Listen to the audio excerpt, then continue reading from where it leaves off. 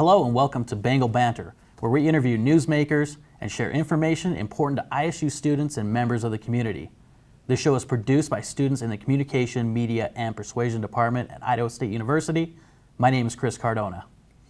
And I had the opportunity to go and meet with some of the members of the Port Valley Bruisers roller derby team. And with me today is Leanne, or Leanimal, one of the members of the team. So let's take a look at some of the video of you guys at practice the other day. Okay.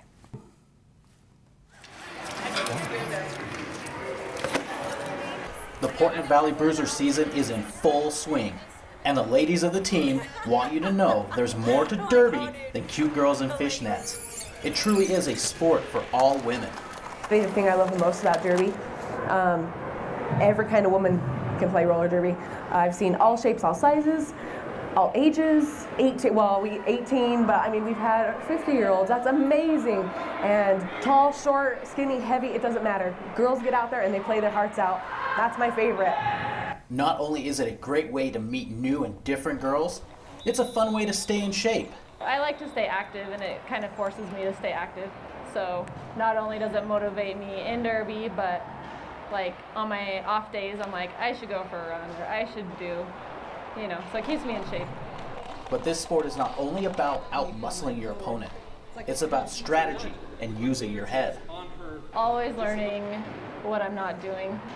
So like in a game, you really have to watch your team, the other team, where you're at on the track. I'm still learning, so I think really hard each game. And the Bruisers want you to know that although they play rough, safety is always the #1 priority for them and the opposing team. I think what people really need to know is that there's a lot of safety involved. So when people say like, oh, I could never do that because they think it's like a contact sport where people punch and elbow each other, heck no, that's all totally illegal. And I think they also need to know that nobody becomes good overnight. Reporting for KPVI News Channel 6, I'm Chris Cardona. So that looks like a lot of fun. So can you tell me a little bit about how you kind of got involved with the Bruisers? Definitely. I've always loved to roller skate, and it's something that I've done my whole life, and I've gotten my son involved with roller skating. And so I moved to Pocatello about 2.5 years ago, and I learned that there was a roller derby team here, and went to one practice, went to one game, and was hooked ever since. So there seems to be a lot of misconceptions about who actually does roller derby, the type of people who play.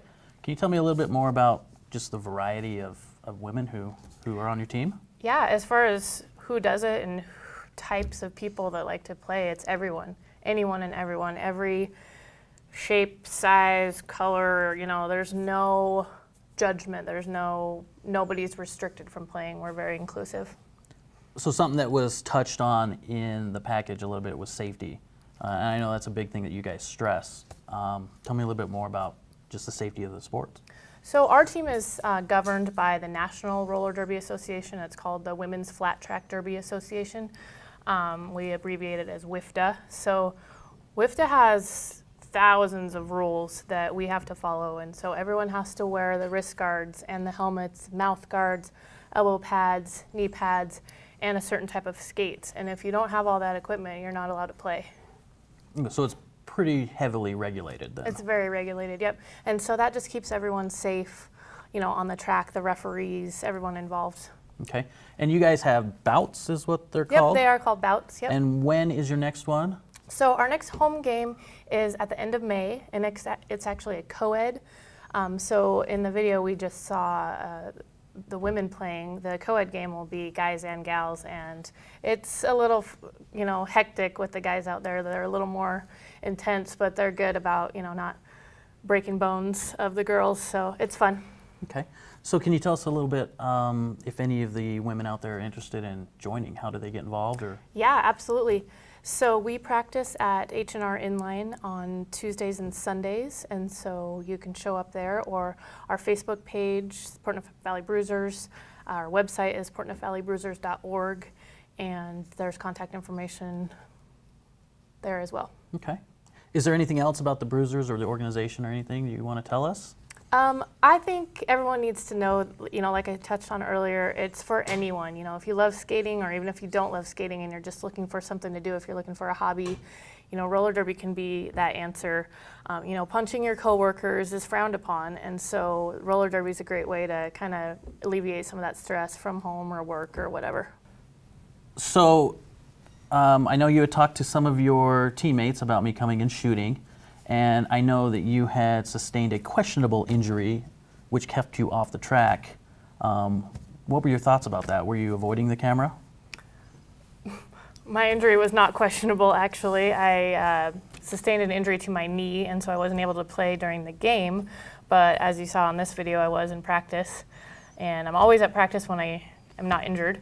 As far as the thoughts on you being there to shoot, we're always open to people coming in and checking us out that maybe don't know about roller derby and are interested in learning more. We're always open for that. So what would you like the documentary to show or portray, or is there anything in particular you're looking at or looking for? I think a goal of ours is to just really show the athleticism that's involved with roller derby. It's not roller derby like it used to be, 50 years ago, where people were just punching each other and everyone was drunk and, it was all about the show and it was choreographed. It's not that way anymore. So it's very athletic and, injuries are real, the hits are real, that kind of thing. Okay, great. So you just watched the video, pretty good stuff. What were your thoughts on it? So it's pretty good. The lighting on some of the shots with the safety gear is kind of dark, so you could probably do some color correcting there and make it a little bit better. So what would make you an expert on this? Why would you think that I need to do some color correcting? I actually have a degree in video production and communications, so. Oh yeah, where was that school at? Lewis Clark State College. Where's that? I've never heard of it. That's some hack school? It's called Lewiston, Idaho. It's a legitimate city in north central Idaho. Never heard of it. Okay. Isn't that where white supremacists live? No, that's Coeur d'Alene, but that's really not taking place anymore. That was a long time ago. Oh, okay. Okay. Well, I think the video was pretty good, and I think maybe you should skate off in your little skates over there. Not wearing my skates right now, or I would just skate out of here right now. Yeah, that's probably a good idea. Great, great. Well, I want to thank you very much for taking a few minutes out of your busy day to come and talk to us. Sure. And thank you for joining us. Bengal Banter is produced right here on the campus of Idaho State University in Pocatello. I'm Chris Cardona, and you stay classy, Pocatello.